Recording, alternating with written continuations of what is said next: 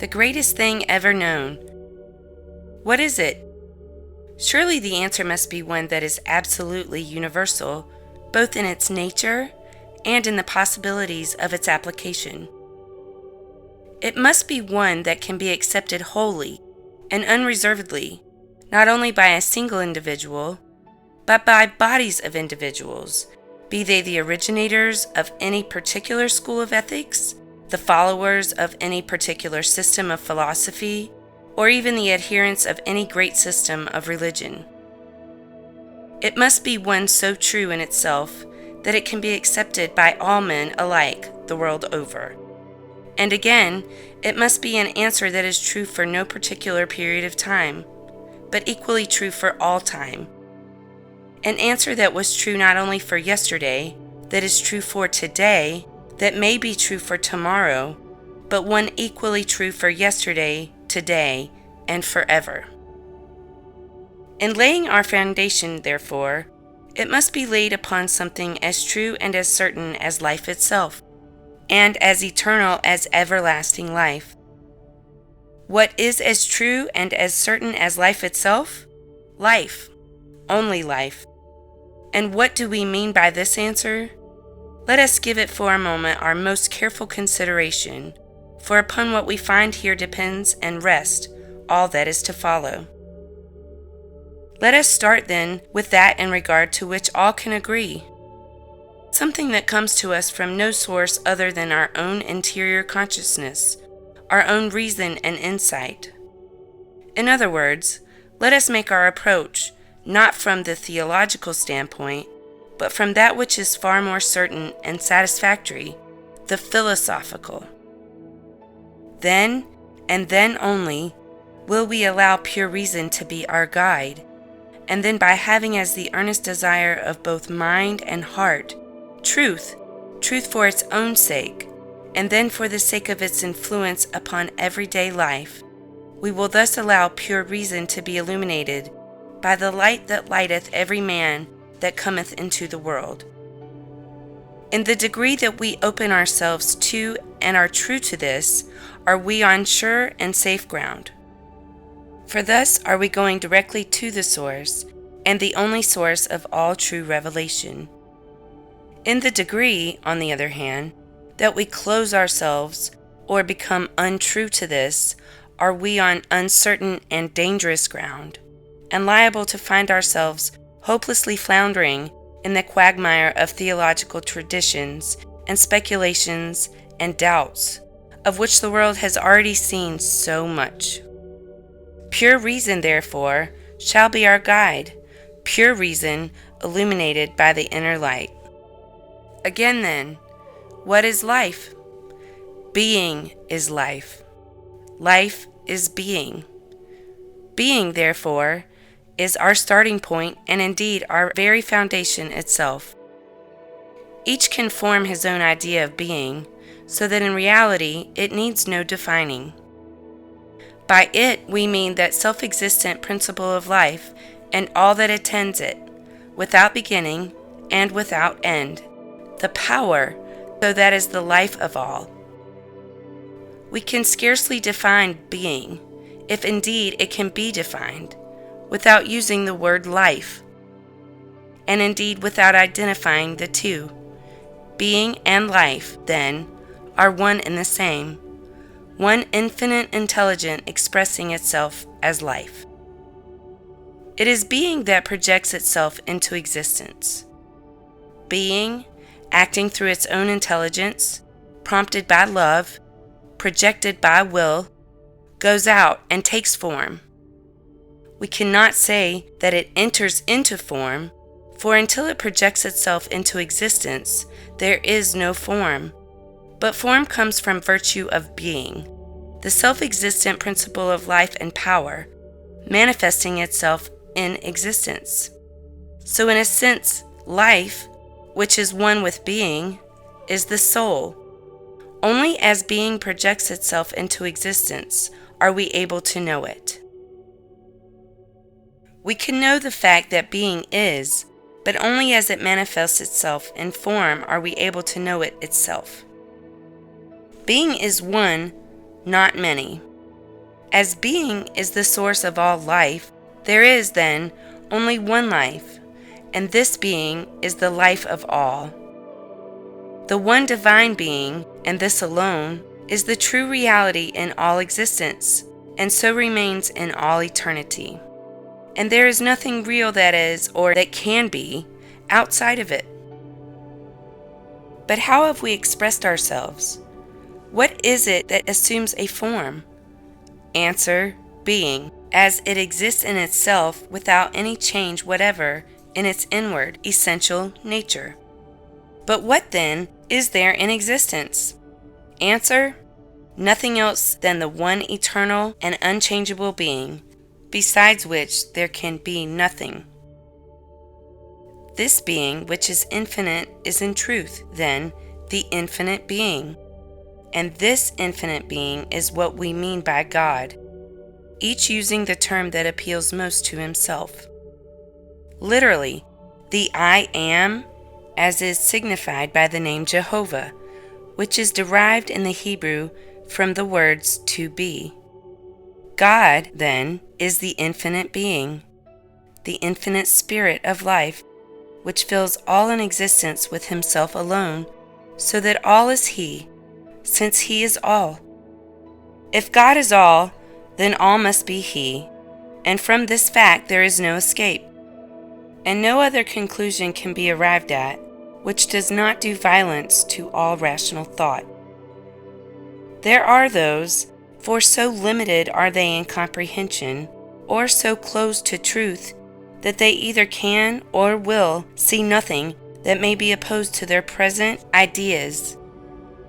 Man, regarding the mere bodily existence as his real life, he tries to find pleasure and happiness entirely through these channels, and many times by violating the higher laws of his being, and thus what we term evil enters in. But though man has perfect freedom in all his thoughts and acts, God will suffer no such violation. And so, from the pain and suffering that result from the violation of the higher laws of his being, he is pushed on in his thought and through his life to the reality of his being, and finds that only in conscious union with God true pleasure and blessedness lie, as God surely intends. Infinite being, God, then, is the one and the only life. You and I, in our true selves, are life. It cannot be truly said that we have life, for we are life. Life that manifests itself in the form and existence that we denominate by the term body. And as the infinite being, the infinite life, God, is the I am, the life of all in existence, then we indeed are parts of the infinite being, the infinite life, the I am of the very God himself. And thus it is that your life and mine is one with the life of God. By this we do not mean the mere body, but the real self that takes to itself the form body. It is impossible that there may be any real life that is not one with the life of God. And in this sense, it is true that the life of man and the life of God are essentially and necessarily one and the same. In essence, they are one and the same. They differ not in quality, for this is impossible rationally even to conceive of. There is a difference. It is a difference simply in degree, not in essence or kind. It is only by reason of our own thought that our life is separate from the life of God. Only by reason of our own thought that we live in this separation. If indeed we can use the term live where the full life is not consciously realized and enjoyed. Truly then, in Him we live and move and have our being. We never could have been and never can be other than divine being. Man cannot say become God, because He is God. What else could He be?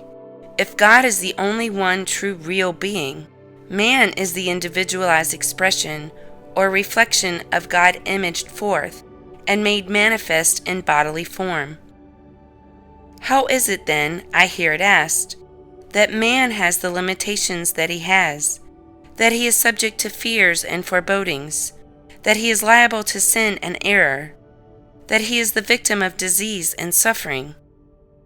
There is but one reason. He is not living, except in rare cases here and there, in the conscious realization of his own true being, and hence of his own true self. We must in thought be conscious of who and what we are before the qualities and powers of our real being, and hence our real selves, actualize or even manifest themselves.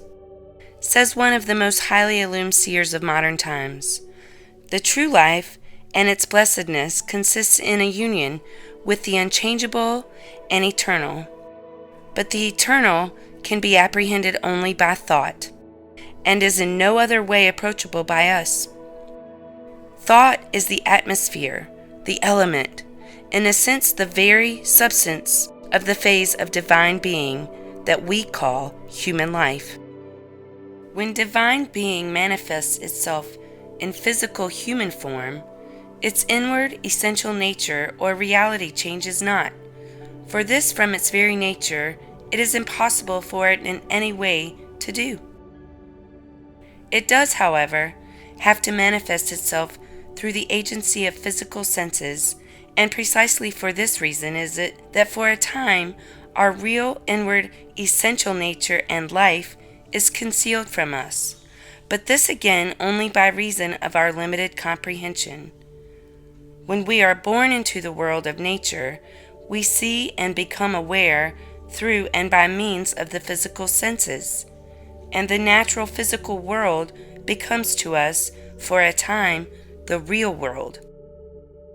Eventually, however, through these very senses we are able to conceive of the one and eternal source of life as our real and therefore our only life, and then, through them, to hold ourselves in this living realization. Hence, first that which is natural, and then that which is spiritual, is necessarily as well as literally and philosophically true.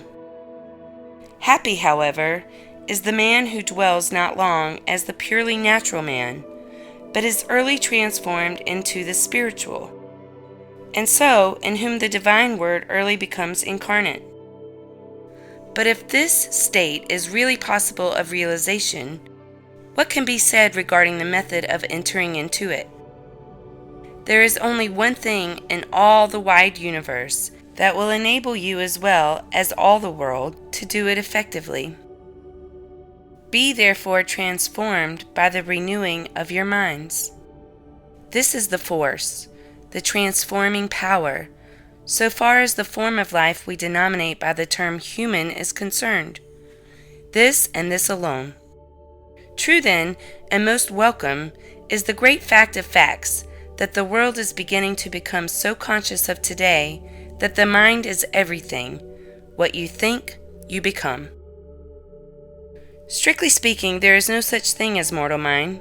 There is only divine mind. When in our own thought, and by reason of our limited comprehension, we shut ourselves off and look upon ourselves as individual physical beings, we give birth to a temporary mode of thought that might well be termed mortal mind, or rather, the product of mortal mind. But it is at first natural, and it is only by using this mortal mind that it is able to be transformed and hence renewed into the divine mind. So by wisely using that which we have, the natural, we are transformed from that which is most apparent, and consequently that which we think we are, the mortal, the physical, into that which from all eternity in reality are, and never except in our minds can get away from, the spiritual, the divine. It is through this instrumentality that the divine life within us, the divine life with all its ever ready to break forth glories and powers, is enabled to be changed from a mere passive and hence potential actuality, and to burst forth into the full splendors of conscious, active life. Surely then, thought rightly directed and rightly used has within it the true regenerating and hence redeeming power. Through our thought, and it alone, are we able to make for ourselves a new heaven and a new earth, or rather, by finding the kingdom of God and through it entering into the conscious realization of the heavenly state, are we able to make for ourselves a new earth by actualizing the kingdom of heaven in our lives while living on the earth, and which, when once truly realized, can never be lost. The majority of people are not awake. It is only here and there that we find one even partially awake. Practically all of us, as a result, are living lives that are unworthy almost compared to those we might be living, and that lie within our easy grasp.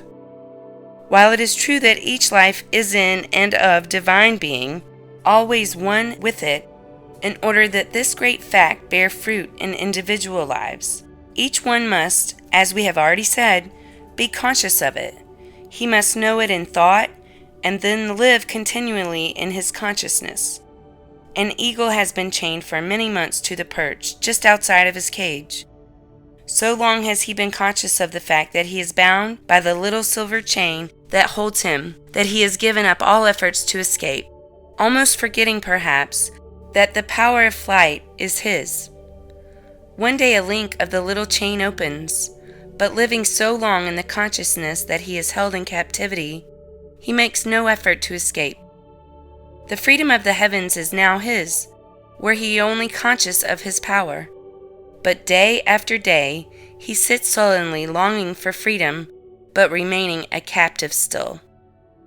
One morning, however, he ventures a little farther out on his perch than usual, when suddenly a strange consciousness in he sets his wings, and the captivity which has held him for months will perchance know him and no more forever.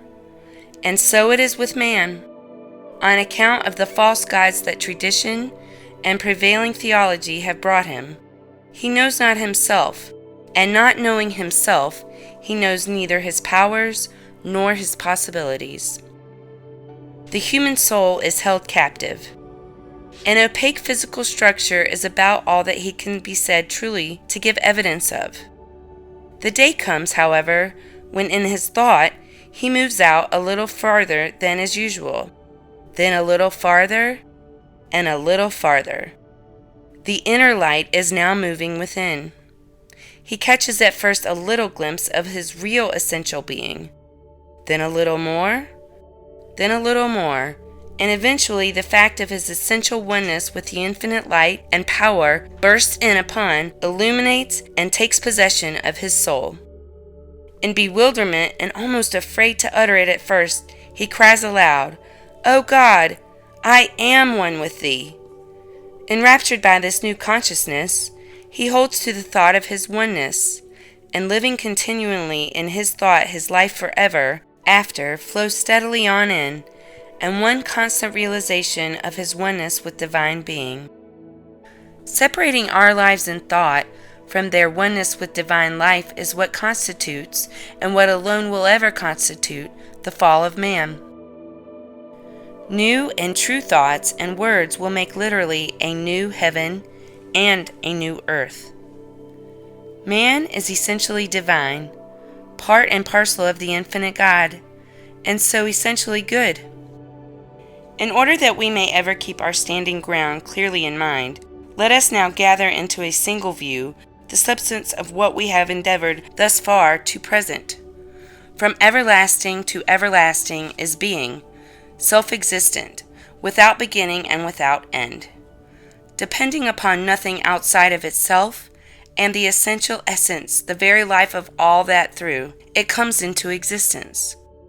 It is therefore infinite being, existing at first as pure spirit.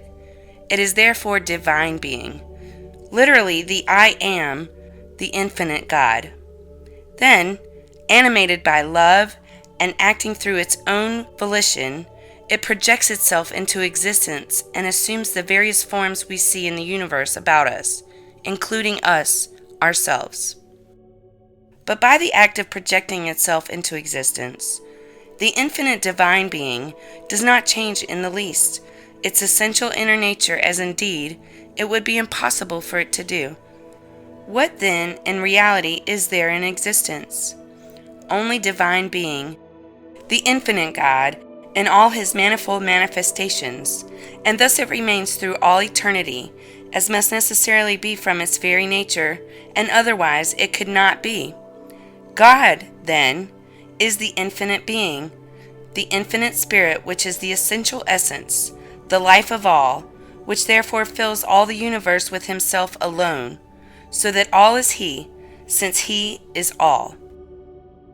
But when divine being incarnates itself in flesh, and forms for its use a physical body, a human body as we call it, it necessarily has to manifest through the instrumentality of physical senses, and then, though divine being is infinite, the vision of man is limited, and for a time his true inner life, always divine being, is concealed from him, for he naturally interprets everything from the standpoint of the physical.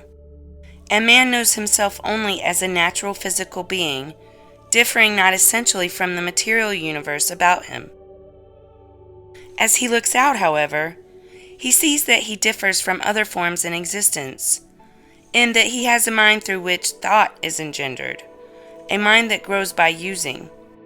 Then contemplating himself and longing for the truth of his existence, gradually there draws upon his consciousness the fact that his life is divine being, that other than this it has never been except in his own mind, when in his thought he mistook the mere physical form in existence as the real essential life itself, thus separating his life from the infinite divine life.